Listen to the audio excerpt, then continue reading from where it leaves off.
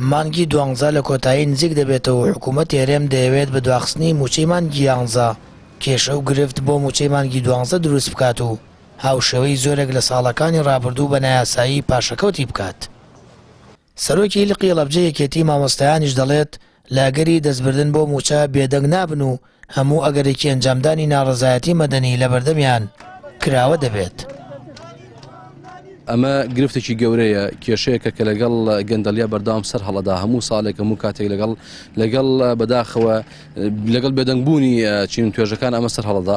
لە ڕاستی ئەگەر بێت ئەو حاڵتە دروست بێ ئێمە ژووکو مامۆستایان بەدڵنیاییەوە بێدەنگ نابین و هەموو ئەگەرێک لە بەردەمانە کراوەیە و ساڵانی ڕابردووش لە دوای قەیرانەکانی 2014 هەتاوەکو تا ساڵی 2018 کە سەرجەم کەرتی پەرۆدۆ سەرجەم سێکتەرەکان گرفتی گەوریان لە مۆزۆی قەیرانی دارایی بۆ خۆی بینیوە ناڕەزایەتەکان تەشەنیسن بەدڵنیایی و ناڕەزایەتی سەر هەڵداتەوە و ئێمە داوای سەرەتاییترین مافی خۆمانەکەین. حکومەت پێویستەکە پلانی هەبێ، پێویستەکە پلاندانێ بۆ گەندەڵی، پێویستەکە پلاندانێ بۆ دزی پلای، پێویستەکە پلاندانێ بۆ ئەوەی لە فێڵا بێکە قوت و موچە و بوجێ و خەڵکە بدزێ و بیبا بۆ شوێنەکە کەس نازانێ بۆ کوێچێ لە ئەنجام بێ پلانی ئەوانەوە گیرفانەکان گەورەیە کونیتیایە.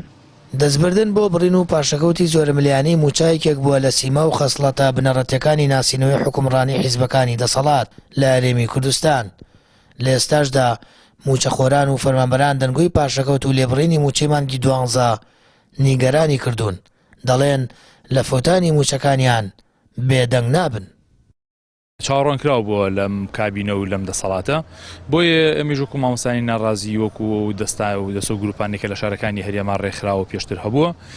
هەموو ئەگەرێکی کرا، هەموو ئەکەرێکی مەدەنی، هەموو ڕێگارێکی مەدەنی لە بەردەمانە کراوەیە و دڵنیابن لەوەی کە بێدەنگ نابین لە بەرامبەرەوەی کە ئەگەر جارێکە دەست بۆ قوتی خەڵکو بۆ موچە ببرێتەوە، موچە پاشەکەوت بکرێت یاخود موچە لێبڕین لێ بکرێت، چونکە ئێمە دڵنیانی لەوە کە داهاتی هەرێم لەوە زیاترێت کە بەشی موچەی فەرمانبەران و هاونیشتمانیان کات.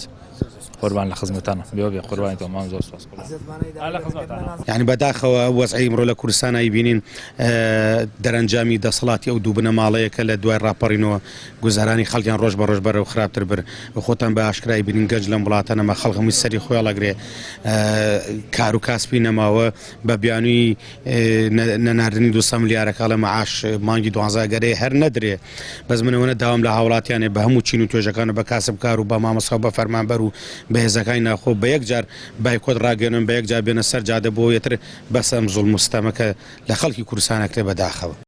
لە ساڵی 2014 حکوومەت هێرێمی کوردستان بە پاساوی جۆرا و جۆری قەیرانی دارایی دروست کراو بە لێبڕین و پاشەکەوتکردنی زۆرملەی موچەی فەرمانبەران فێر بووە و وەکو فەرمانبەران خۆیان دەڵێن حکوومەت بە دوای دەرفەتێکدا دەگەڕێت کە دەستی بگەێنێتە گیرفان و قوتی موچەخۆران.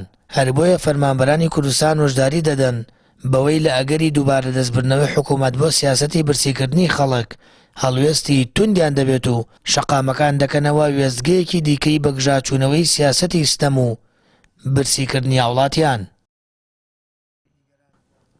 سامان فتاح، کەناڵی ئاسمانی پەیام، هەڵەبجە.